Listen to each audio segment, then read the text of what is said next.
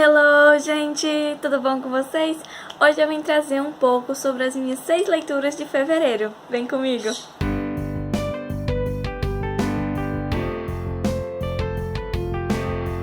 Como vocês estão vendo, esse vídeo tá saindo aí quase no meio, acho que pro final do mês de março.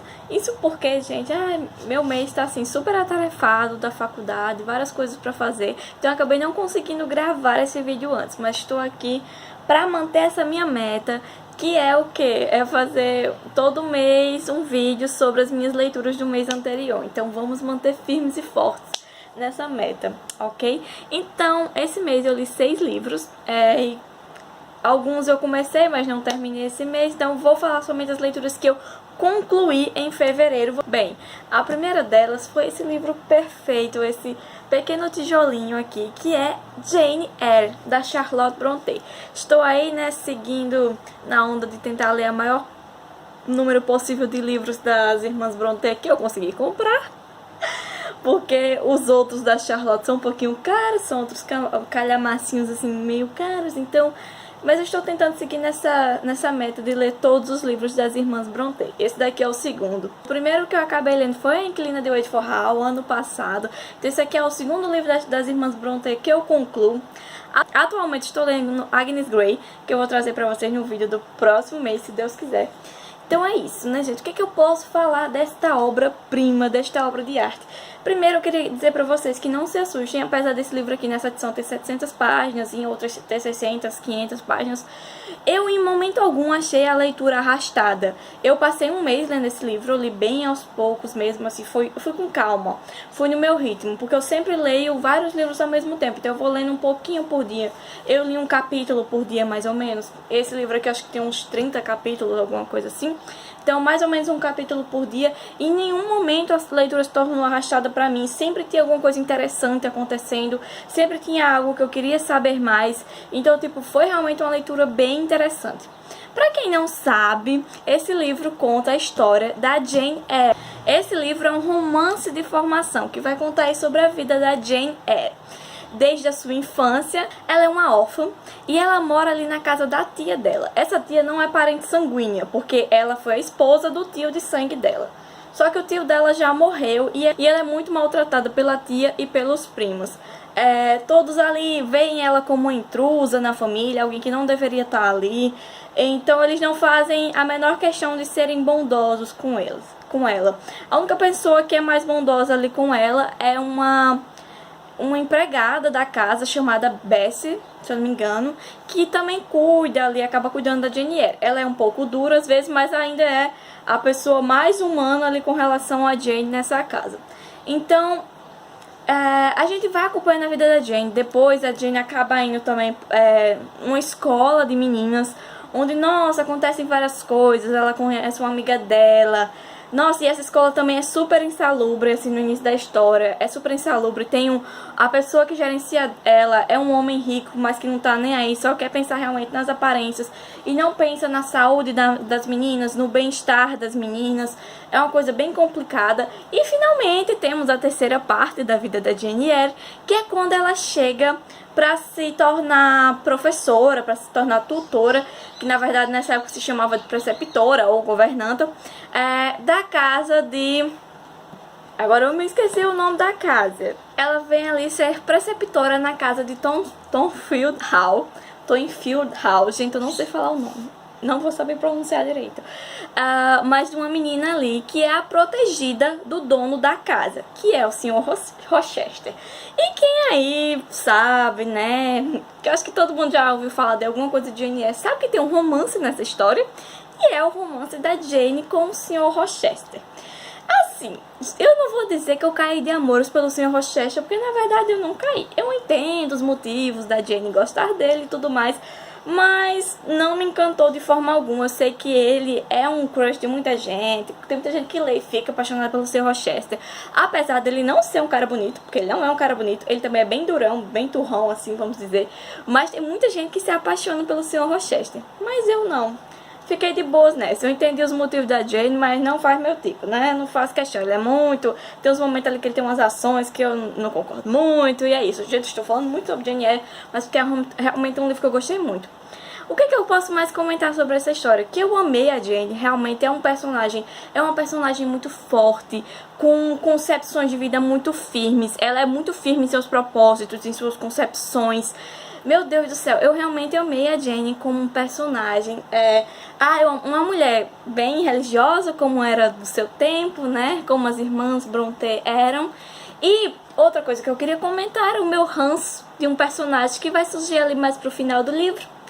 Que vocês vão saber quem é quando ele aparecer, que eu não posso dar muito spoiler, mas foi o maior ranço que eu tive nesse livro, foi a parte que eu tive mais complicação em ler, porque, meu Deus, quando eu vi o filme antes de ler o livro.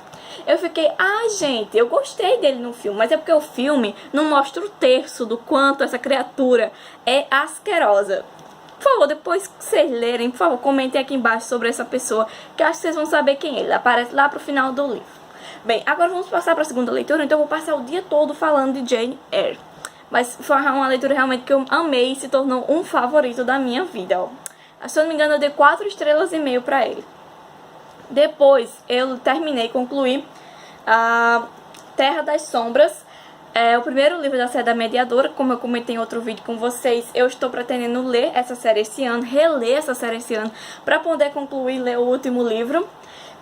E o primeiro ali, da Terra das Sombras, gente, foi muita nostalgia. Foi pura nostalgia essa leitura. Tanto por eu ter lido quando eu era mais jovem, como também, ao mesmo tempo que eu relembrava a minha juventude, porque eu li quando eu era mais jovem, então eu me lembrava de como eu era naquela época.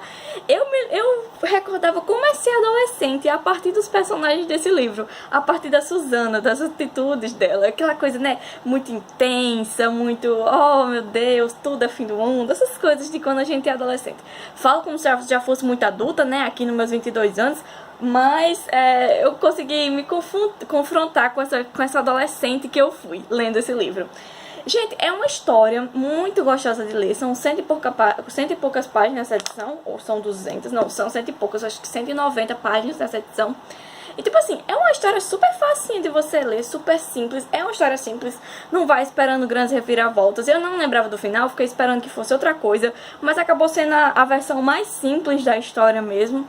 Bem simples, bem gostoso. Uma leitura assim pra você ler bem fluidamente, de forma simples e descomplicada, e também de se apaixonar, né, pelo nosso crush aqui, que é o Jess, que é, oh meu Deus, é o espanhol mais maravilhoso do mundo. Você vai ficar querendo que alguém te chame de hermosa depois de ler esse livro. É perfeito.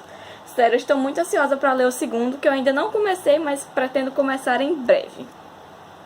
Depois disso, eu comecei finalmente a ler Crônicas de Nárnia, do C.S. Lewis. Sim, eu esqueci até de dizer, gente, esse daqui é da Meg Cabot, né, pra quem não sabe, da Meg Cabot. Depois, fui eu pra C.S. Lewis, né, concluí um livro do C.S. Lewis, que foi o primeiro das Crônicas de Nárnia. Eu estou lendo naquela ordenzinha, porque eu estou lendo pela volume único, que eu comprei um e-book numa promoção por R$12. Estou lendo pelo e-book na versão única, na verdade vou deixar aqui, né? Estou lendo por essa edição única. E eu li o primeiro livro, que tem mais ou menos umas 170, 200 páginas por aí. Gente, que coisa mais apaixonante, que história mais fofa, sério, assim. É uma história muito gostosa de você ler, é uma história muito simples. É tipo naquele esquema mesmo de uma espécie de conto de fadas. Você meio que se sente lendo um conto de fadas. Pra quem não sabe, o primeiro livro é O Sobrinho do Mago, certo? E ele vai contar sobre a origem de Nárnia, a criação de Nárnia e os primeiros humanos a visitarem Nárnia. Gente, sério, é uma história simples, gostosa, bem fluida e que ao mesmo tempo te faz ter reflexões muito pertinentes sobre alguns assuntos. Eu realmente gostei muito desse livro. Acho que eu dei nota 4 estrelas, algo assim. Foi realmente uma leitura muito boa e que eu tô muito ansiosa pra continuar lendo. Eu sempre tive muito receio de ler Nárnia, porque eu escutei um spoiler sobre o final há muito tempo atrás e eu fiquei com receio por causa disso. E ao mesmo tempo eu fiquei com receio de não gostar da história. Porque eu fiquei com medo de ter um punho muito moralista ou algo assim, mas eu não senti isso no primeiro livro, porque quem sabe, né, Nárnia tem toda uma metáfora religiosa e tudo mais, mas gente, sério, eu senti o lado mais lindo da religião lendo esse livro, o lado mais fofo e amoroso. Então realmente eu me emocionei lendo e sei lá, foi muito, muito, muito bom mesmo. Estou muito ansiosa para continuar a ler. Depois eu concluí A Ilha do Tesouro. Foi uma saga para mim ler esse livro. Comecei lendo com meu namorado, mas ele me abandonou no meio do trajeto. E eu quase que eu abandonava também. Só não abandonei esse livro porque ele era curto e porque estava na minha meta de livros para ler esse ano. Esse e Jane Eyre já foram 2 livros concluídos na minha meta de 12 livros. Mas bem, gente, esse livro... não é meu tipo de história. Eu realmente quis me aventurar em um gênero diferente, histórias de piratas, uma aventura e tudo mais, mas não foi o meu gênero, não foi meu tipo de história, porque ele se focava muito nas ações dos personagens e ficava descrevendo, né? Era uma aventura marítima, então ficava descrevendo, fulano de tal mexeu no mastro, outra pessoa fez isso, outra pessoa fez aquilo. Ficou muito focado nas ações do personagem, então demorava um capítulo inteiro pra descrever uma coisa que poderia ser descrita em um parágrafo. E eu acho que, tipo assim, esse livro, se ele fosse contado só pelas ações importantes, tipo assim, pelos eventos da história, ele daria um conto. Que eu acho que seria o ideal, um conto. Mas na forma como foi contada não combinou comigo. Eu sei que tem muita gente que gosta e que adora essa história, e eu super entendo, é um clássico. A maioria das coisas que a gente conhece, história de pirata, foi influenciada por esse livro. Inclusive a ideia do pirata da perna de pau vem desse livro. A questão do mapa do tesouro ser marcada com um X vem desse livro. Então muitas coisas que a gente conhece de história de piratas foram influenciadas por causa desse livro. Mas a questão é que realmente não combinou comigo a forma como a história é contada. Muito focada nessas ações e tipo, ele sobe num barquinho e o barquinho na maré e não sei o que. Essas descrições assim pra mim não fazem meu gênero, então a leitura se tornou bem arrastada. Mas eu consegui concluir e me sinto vitoriosa por causa disso. Eu descreveria que o livro é assim. O início é bem interessante, você realmente fica intrigado, instigado pra saber. Aí o meio é bem maçante, pelo menos pra mim, porque foi bem essas descrições náuticas e mais descrição náutica, e no final é que realmente engancha de novo e se torna mais interessante. Outra coisa que eu senti falta nesse livro foi caça ao tesouro. Teve de tudo nesse livro de aventura marítima, mas a caça ao tesouro, que era o que eu queria, que era eles investigando a ilha e procurando o tesouro e seguindo o mapa, não teve. Só teve mais lá pro final da história, essa parte da caça ao tesouro, que eu queria que tivesse tido mais ao longo da história. Então foi isso. Essa foi a minha experiência com A Ilha do Tesouro, do Robert Louis Stevenson. Sim, eu li ele pelo Kindle Unlimited, nessa edição aqui, certo? Pra quem quiser ler, tem lá pelo Kindle Unlimited de graça. Depois, concluí mais uma leitura. Qual foi essa leitura? Foi Conscientização, do Paulo Freire. Foi uma leitura pra faculdade, que pediram pra gente ler esse livro, né, completo. É um livro de umas 100 e poucas páginas, não é um livro muito grande, mas que eu tive que ler no carnaval aí, né, por questões de universidade manda, a gente tem que fazer. Eu li ele pra minha disciplina de psicologia comunitária. Então foi uma leitura muito legal, na verdade, eu gostei muito. Foi muito legal saber mais sobre o método Paulo Freire, como ele é executado, quais são suas bases teóricas, qual é a visão de mundo, a visão teórica que você tem por trás desse método pedagógico. Gente, sério, se você tem interesse em Paulo Freire, mas não sabe por onde começar, eu acho que é um bom livro. É uma leitura até simples no início, eu acho que a terceira parte é um pouco mais complexa, mas se você sentar com calma para ler, você consegue destrinchar. Então eu acho que para quem quer começar a conhecer o método Paulo Freire, conhecer mais um pouco sobre essa figura tão importante no nosso país e que às vezes é tão mal interpretada, tão julgada e colocada em posições que não é dele, eu acho que vocês deveriam muito, realmente, ler esse livro, porque é um livro muito bom. E eu gostei muito. Acho que eu dei umas 4 estrelas pra ele. Vocês podem ver que eu só tive leitura boa, né, esse mês. Foi realmente um mês de boas leituras. Bem, depois de ler a Conscientização, do Paulo Freire, que eu li nessa edição aqui, vou deixar aqui, né?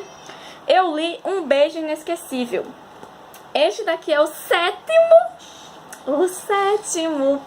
sétimo livro dos Bridgertons, que vai contar a história da Hyacinthe. Eu chamo Hyacinthe, não sei se é assim que pronuncia, mas eu chamo Hyacinthe, que é a caçula dos Bridgerton, certo? Mas não é a última história, ainda tem a história do George depois dela, ainda vamos ter a história do George. Por enquanto, esse daqui, no caso, é o penúltimo livro das histórias dos irmãos. Gente, eu amei essa história. Olha, no início eu senti muito... o início dessa história eu achei muito parecido com o início de outra história da Julia Quinn, que eu vou pegar aqui rapidinho. Dizendo, no início, eu achei essa história aqui muito parecida com outra história da Julia Quinn, que é a história Como se Casar com o Marquês. Por quê? Quais foram as semelhanças que eu encontrei entre essas duas histórias? Primeiro, tem uma senhora ranzinza que tem como companhia uma moça jovem e bonita. E chega na casa dessa senhora o seu neto, no caso aqui, e seu sobrinho, no caso aqui, que é a pessoa preferida da família dessa senhora ranzinza. Essa senhora ranzinza é uma pessoa de opiniões fortes, muito conhecida na sociedade pelas suas opiniões, que não tem medo de dizer o que pensa. E que tem uma posição assim, né, se eu não me engano aqui é marquesa e aqui, eu nem me lembro mais, mas são pessoas assim, com títulos elevados na sociedade. E também envolvem um livro, que aqui no caso dessa história aqui vai ser um diário, em italiano, que aí a Cinti vai se dispor a traduzir. E aqui nesse caso vai ser esse livro aqui do Como se Casar com o Marquês. Então tinha essas coisas parecidas, né? E que ao mesmo... Aí tem também a história da senhora Ranzinza querer pagar de cupido pro casal principal. Mas depois... Eu fiquei até assim um pouco... Gente, tá muito parecido esse negócio. Mas depois... realmente vai se diferenciando. Ah, tem outra coisa que eu achei muito semelhante, porque tem uma mesma história sobre um filho da senhora Ranzinza daqui e da senhora Ranzinza daqui, que prende a cabeça numa grade de um portão, e tem a mesma história nos dois livros. As crianças param por aí. No desenrolar da história, aqui essa história aqui leva um rumo totalmente diferente, muito, muito, muito legal e divertido, que eu gostei muito, muito, muito. Ai, meu Deus, nesse negócio de contar as semelhanças, eu acabei esquecendo de falar um pouco sobre a sinopse. Mas qual é a sinopse? E a Cinti cresceu e se tornou uma mulher aí dos seus 22 anos, que já está na sua terceira temporada e que até agora não conseguiu arranjar um casamento. Então ela tá quase ali sendo considerada uma encalhada, uma solteirona. Por quê? Não é porque a Cinti não seja bonita, não tenha uma boa posição social, e sim porque a Cinti não tem papas na língua para dizer o que pensa. Ela é uma mulher que tem muita certeza de quem é, sabe muito bem quem é, o seu valor, o valor da sua mente, do seu intelecto, e isso acaba assustando alguns homens, né? Então ela não vai se casar com qualquer um. Ela quer alguém que esteja à altura das suas capacidades intelectuais, como ela mesma diz, né? Então é isso. Aí ela é muito amiga e ela sempre vai ler pra senhora Lady Dunbury. Lady Dunbury, que como eu disse, é a velha ranzinza que eu falei, né, na questão toda. E essa Lady Dunbury tem um sobrinho não, um neto, sobrinho na outra história. Tem um neto que é o senhor Garrett St. Clair. Então vocês imaginam o que vai acontecer, né? Ela acaba aí se envolvendo com o Garrett a partir do quê? A partir do momento em que o Garrett traz um diário que está escrito em italiano, que conta a história da sua outra avó, a sua avó paterna, porque a Lady Dunbury é a avó materna dele.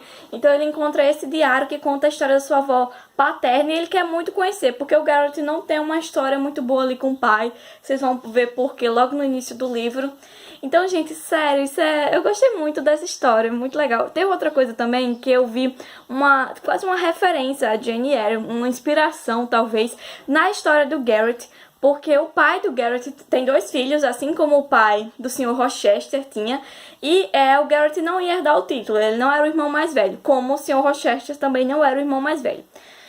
Então, pra ele não ter que dar dinheiro para o filho mais novo e dividir a herança, né, como é no caso do Sr. Rochester, ele acaba querendo obrigar o filho mais novo, que aqui é o Garrett St. Clair, a se casar com uma mulher que, digamos assim, tem problemas mentais, certo? Então aí também, né, com Jane Eyre, que eu consegui sentir porque eu tinha acabado de ler, então eu via essa referência, que eu não vou falar mais pra não dar spoiler de Jane Eyre, certo? Só que ele se recusa a fazer esse casamento e isso estremece ainda mais a relação dele com o pai, que já não era muito boa.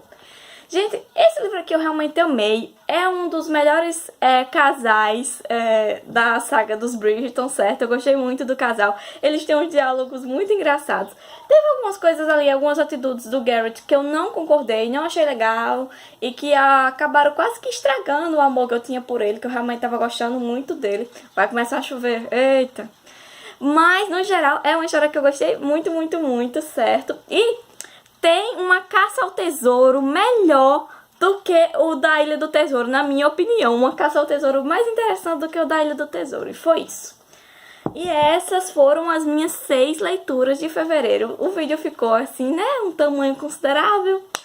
Mas, gente, eu peço muito que vocês curtam esse vídeo, se vocês gostaram dele, que se inscrevam no canal, comentem aqui embaixo sobre esses livros, sobre as suas leituras de fevereiro, se tem algum desses livros que eu citei que você também quer ler, então não esqueça de comentar aqui embaixo. Por favor, curtam o vídeo, que realmente deu trabalho pra gravar esse vídeo e ficar pagar 15 aplicativos no meu celular. Meu Deus, eu tenho que trocar de celular, porque não tá dando mais. E foi isso, gente. Um beijo e até o próximo vídeo. Bye!